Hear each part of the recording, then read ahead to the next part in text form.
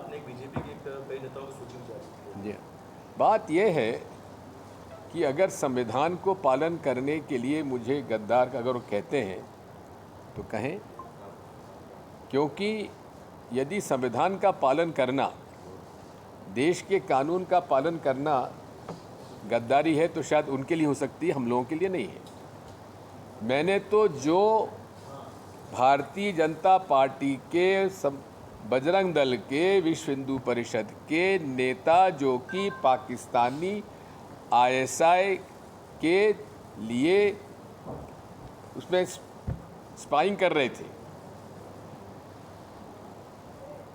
उनके खिलाफ आज भी वे जमानत पर हैं। मध्य प्रदेश सरकार ने उनको जो जमानत मिली उस पर अपील क्यों नहीं की सुप्रीम कोर्ट में? आज भी इसका कोई जवाब भाजपा की सरकार नहीं देती। मैं मांग करता हूं कि उस केस में जहां आईएसआई के लिए वे जासूसी करते पकड़े गए, उनको हाई कोर्ट से जमानत कैसे हो गई? उन पर देशद्रोह का कानून लागू क्यों नहीं किया गया? और अगर हाई कोर्ट ने जमानत दी थी तो उसकी अपील सुप्रीम कोर्ट में क्यों नहीं की गई? मैं जानना चाहता हूं। सर, बाबा साहब की जयंती है, बीजेपी 2 दिन से ये दिवस लगातार मना रही है।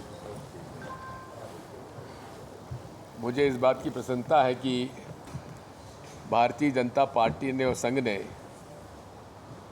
आखिर में बाबा साहब अम्बेडकर और भारतीय संविधान के प्रति सम्मान की नज़र से देख रहे हैं।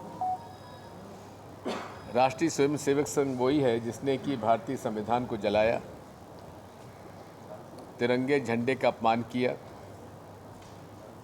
लेकिन आज भी उनकी विचारधारा में कोई परिवर्तन नहीं है। ये वो विचारधारा है जिसने महात्मा गांधी की हत्या की, जिसने देश में नफरत के अंदाज में राजनीति की,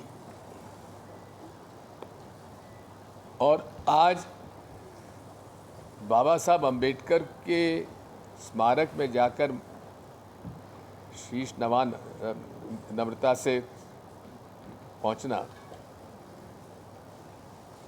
लेकिन उनके विचारों को पालन नहीं करना।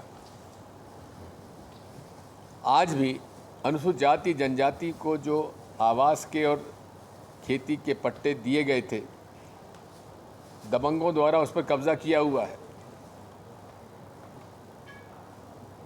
उनकी ज़मीन छीनी जा रही है, उनके पट्टे निरस्त किए जा रहे हैं। अनुसूचित जाति और जनजाति के लिए बजट का जो प्रावधान हुआ करता था वो समाप्त किया गया है। ट्राइबल सब प्लान अलग से था, एससी कंपोनेंट प्लान अलग से था, लेकिन अब दोनों हेड समाप्त कर दिए गए हैं। तो इसलिए विचारों का और नीतियों का पालन यदि वे बाबा साहब अम्बेडकर के बताए हुए रास्ते पर चलें तो बेहतर होगा। सर,